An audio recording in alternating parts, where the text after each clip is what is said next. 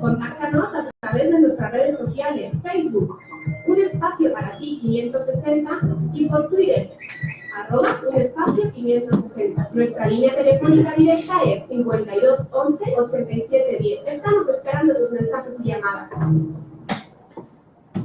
Bienvenidos de regreso. Estamos en cabina con Tabata Aren, psicóloga cognitiva conductual, psicoterapeuta certificada en, Dios mío, mindfulness y dependencia. Bueno, yo entiendo que hay dependencia, todos somos dependientes de algunas cosas. No sé, México fue dependiente del petróleo, etcétera, ¿no? Ahora estamos hablando de dependencia amorosa. Entre seres humanos. Entre seres humanos o dependencia de una idea. Sería importante aquí aclarar que la dependencia puede ser a una persona, a una sustancia, a una conducta o incluso a una emoción. Como las drogas, por ejemplo. Las drogas, por Hay ejemplo. Hay gente que depende de heroína. ¿Cómo lo podemos determinar? Cuando ese objeto que está probablemente para ti, esa persona, entonces ya está modificando tu conducta. Ella manda. Es decir, por ejemplo, en la ludopatía, que es un tema del juego. Entonces, yo voy a hacer todo, me voy a hacer muchos escenarios, voy a generar muchas mentiras, voy a hacer todo lo desadaptativo, disruptivo que tenga que ser para tener mi dosis de la emoción que me provee este tema. Pasa con las personas también. Ok. Ahora, ¿cómo podemos diferenciar, doctora, la dependencia de la codependencia? Ok, es una pregunta muy interesante. Nosotros aceptamos la dependencia cuando tenemos un objeto, repito, fuera, que nos controla, pero también puede ser una persona. Se ha generalizado mucho el tema, la verdad es que el sesgo es muy débil en el sentido de que la codependencia, como se ha generalizado, es cuando es con otra persona. Entonces, ¿qué pasa? Lo que pasa es que tenemos un dependiente y un codependiente. El dependiente sería esta persona que necesita su dosis de la otra persona para confirmarse. Son personas que en general tienen bajo autoconcepto o autoestima, como se les llama desde otros enfoques. Y el codependiente es la persona que salva, que rescata, que se debe de sentir necesitado en una dinámica de dos. Ojo, pueden ser amorosas, pero las hay familiares, las hay en otro tipo de dinámicas, o sea, es decir, entre madre e hija, entre hermanos, entre amigos, y la de pareja, bueno, es la más representativa porque es como la que tenemos más a la vista. Hay que notar que los humanos somos, pues, dependientes mucho tiempo. Entonces, esto es multifactorial. Cuando nosotros no logramos confirmarnos, no logramos reforzarnos, no logramos conocernos, aceptarnos, apoyarnos nosotros mismos, vamos a colocar ese como superpoder en otra persona y entonces nos hacemos dependientes de esa persona. O sea, hablemos de una dependencia. Yo sé que hay gente que no funciona sin sus 2 o 3 tazas de café en la mañana, que simplemente no levanta. Y también, pues, gente que heroína o el propio alcohol, que no funciona sin estabilizarse con un par de tragos en la mañana. ¿Cómo funciona esta dependencia de una persona en otra? Hablemos de la pareja, que es la más representativa. ¿Y hasta dónde puede llegar esa dependencia a ser, puede ser mortal? Bueno, sí, es un fenómeno muy interesante y es una pregunta muy interesante la que me haces porque nosotros le llamamos comorbilidad, o sea, se puede complicar con otras cosas. ¿Qué pasa si yo no logro autoconocerme, si yo no logro apoyarme, confirmarme en mí mismo? Puedo presentar un cuadro de depresión, por ejemplo, y la depresión sí sabemos que tiene consecuencias mortales, e incluso la ansiedad, por ejemplo, y podemos tener nosotros afectaciones orgánicas. Ansiedad, por ejemplo, cuando no está la otra persona cerca. Cuando no está la otra persona. ¿O son celos? No, fíjate que los celos son un sentimiento. Hace mucho le decían celos. Hace mucho. No está la otra persona. Y luego por ahí hay otro tema de que celos de la felicidad del otro. No quiero que el otro sea feliz si yo no soy parte de esa felicidad. ¿Esa es esa dependencia o...? Es ese tipo de dependencia. En este ejemplo puntualmente vamos a hablar del dependiente y el codependiente para aterrizar un poquillo el ejemplo. Nosotros, por ejemplo, el dependiente sería el que no se conoce y el que cree que sin el otro no puede hacer nada. Son personas que frecuentemente les cuesta tomar trabajo, decisiones, por ejemplo, que no se responsabilizan, que están buscando quien les resuelva los problemas. Son personas que no se han aproximado a conocerse y no saben que tienen recursos y habilidades suficientes para bastarse por ellas mismas. El codependiente se complementa perfecto, porque el codependiente es aquel, en lo ya generalizado, como repito, en lo ya generalizado es aquel que tiene esta necesidad imperiosa de salvar al dependiente. Entonces, lo que hacen es un complemento y una simbiosis que no es adaptativa, porque también tiene baja autoestima. Ustedes pensarán, no, pues el codependiente entonces anda por la vida resolviendo todo, pero el codependiente también necesita del dependiente para confirmar su autoeficacia, le llamamos desde el enfoque cognitivo-conductual, necesita estar salvándolo constantemente. Entonces tenemos una dupla muy desadaptativa. Alguien que piensa y muy destructiva. Puede complicarse, sí, porque hay un tema, por ejemplo, de ansiedad muy fuerte cuando están separándose esas personas. Cuando alguien se da cuenta que ya no está siendo funcional, que sin esa persona no puede estar y empieza a tener afectaciones, es importante mencionarlo, en el trabajo, en la salud, en el contexto. Entonces, además los dependientes son muy sujetos a abusos por parte del codependiente. Entonces, bueno, cuando toda esta afectación se ve así, es muy difícil separar y es un trabajo de mucho valor separarse de esa persona y reconocerse a sí mismo. ¿Quiénes son más proclives a sufrir este tipo de trastornos, doctora Tabata?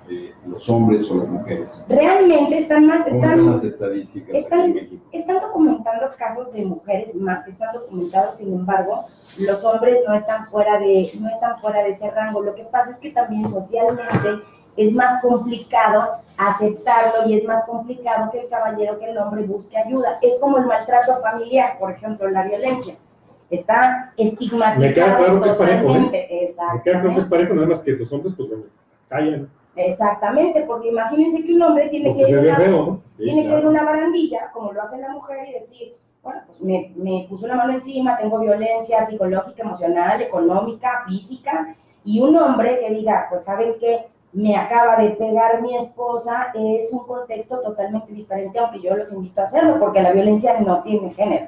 No, absolutamente. Y por cierto, ahorita que mencionan lo de la violencia contra las mujeres, Javier, pues se han cerrado también esos refugios a donde podían asistir las mujeres que sufrían de este tipo de violencia en sus casas. Sí, dicen algunas personas de la 4T que se vayan a su casa, que ellos atiendan, para que no cueste. Pero o sea, durmiendo con el enemigo, ¿no?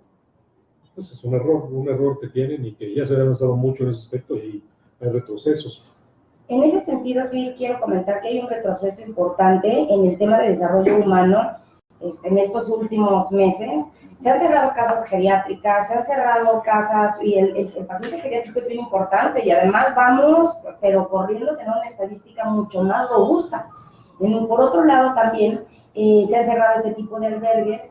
De otra manera, también consideremos una persona ya violentada vuelve a ser violentada en el sistema. Entonces, ¿qué expectativa? Doble victimización, y además el tema de la violencia, repito, no tiene género, pero además ya no hay esa contención. Y quiero comentarles brevemente, por ejemplo, una mujer violentada que está teniendo un postrauma, que está sensible, que está débil en su autoconcepto, ¿a cuántos lugares tiene que ir?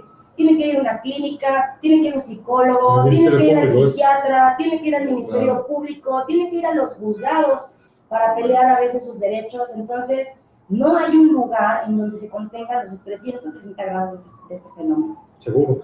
Tabata, danos un ejemplo de dependencia, el más fuerte que se te ocurra o el más llamativo que se te ocurra, el más extremo. Por ejemplo, en la clínica, en el consultorio veo muchos casos, y en la clínica vemos muchos casos, personas que no son capaces de salir a la calle por ellas mismas, que no son capaces, y hablamos de adultos, de elegir su propia ropa, personas que no son capaces de reconocer su propio cuerpo, personas que son violentadas, que son chantajeadas, comparadas, personas que son anuladas por la pareja, por ejemplo, y ellas piensan en su estructura, porque esto es multifactorial, puede ser social, tiene un componente genético, tiene una deficiencia emocional, ansiedad de separación. Entonces ellas piensan que son totalmente nadie sin la persona que les acompaña. Y comentaste en el corte que eres urgencista, que atiendes urgencias. Es correcto. Y que atendiste a una en días recientes. Es correcto. ¿Cómo fue esa urgencia? Bueno, pues... ¿Qué tan urgente, qué tan grave? Consideramos urgente cuando hay un peligro inminente de daño físico hacia uno mismo o hacia la otra persona. Entonces, cuando un paciente llega y tiene ideaciones suicidas, por ejemplo, está a punto de cometer, porque el suicidio también es un tema muy complejo, en otra oportunidad me gustaría compartirlo, porque claro, también sí. las cifras están alarmantes, pero Sobre imagínate, todo en jóvenes, ¿verdad? imagínate, por ejemplo, los jóvenes se suicidan porque pareciera irónico, pero a veces se les va un poquito la mano en la llamada de atención, o los que lo hacen contundente. Los adultos, el suicidio es porque no aguantamos el síntoma, no es que no queramos la vida, es que no aguantamos el síntoma de depresión, ataques de pánico, el tema de por ejemplo, orgánico, de trastornos alimenticios. Hay que dedicarle un programa. Es correcto. Esa urgencia, volvamos a la urgencia. Esa urgencia fue una persona que tenía una ideación suicida y hay un protocolo específico que debemos de seguir tanto psiquiatras como psicólogos o cualquier personal de la salud, porque es importante aclararte que la crisis la puede resolver cualquiera. A un policía le puede tocar resolver una crisis, a un vecino, a un bombero, a cualquier persona. En mi caso, cuando hay ideaciones suicidas en mi disciplina, tienes que contener al paciente y tienes que acompañarlo al protocolo que seguramente será de internamiento y de vigilancia estricta con sus familiares. Oye, Tabata, y bueno, se nos agota el tiempo, pero sí estás invitada para que vengas a otro programa y hablar sobre el tema. ¿Cómo rompes esa relación? Pero, ¿cuál? La de dependencia con dependencia. Bueno, ¿Hay que correr o hay que se puede solucionar? No, hay que revisar desde los antecedentes que pueden ser huellas emocionales desde la infancia, pero sobre todo hay que conocernos, hay que aceptarnos, hay que reconocer nuestras propias capacidades. Y hay algo muy especial que yo he visto, es que cuando la reconocen, es todo lo hice mal, no me di cuenta, hay un sentimiento de culpa, y abusados con la culpa porque la culpa se puede volver ya sea permisiva o muy punitiva con nosotros. Entonces trabajamos en retirar esa culpa y le hacemos una reestructuración cognitiva al paciente que llega a nuestros consultorios para que se conozca y confíe en él y en que es suficiente para vivir. Formas de contacto, Tabata. ¿Cómo se puede comunicar contigo la gente? ¿A dónde? ¿Qué teléfonos? Twitter, lo que tú tengas, correo. Muchas gracias. Tengo staffsaren@gmail.com. Tengo el celular que es el 55 72 12 43 28 y mi consultorio está en la colonia Lindavista, en la Tacunga 880. La página la pongo a su disposición y estoy a sus órdenes. Perfecto. Esto no existía hace 2 o 3 décadas, ¿verdad?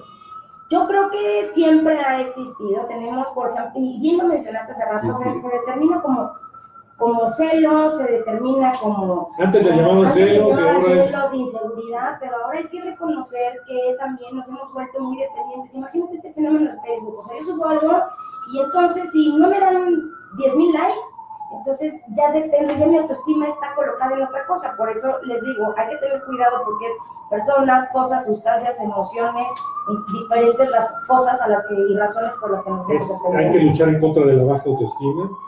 Exactamente, hay que construir un buen autoconcepto, conocer nuestros recursos, nuestras habilidades y ser valientes ante la vida. Pues muchas gracias, Tabata, psicóloga, gracias por estar con nosotros aquí en un espacio para ti, queridos. Muchas gracias. Quedamos pendientes con lo que Claro que sí. Regresamos, no se vaya. Hasta luego. Hacemos una breve pausa y regresamos. Listo. Esto es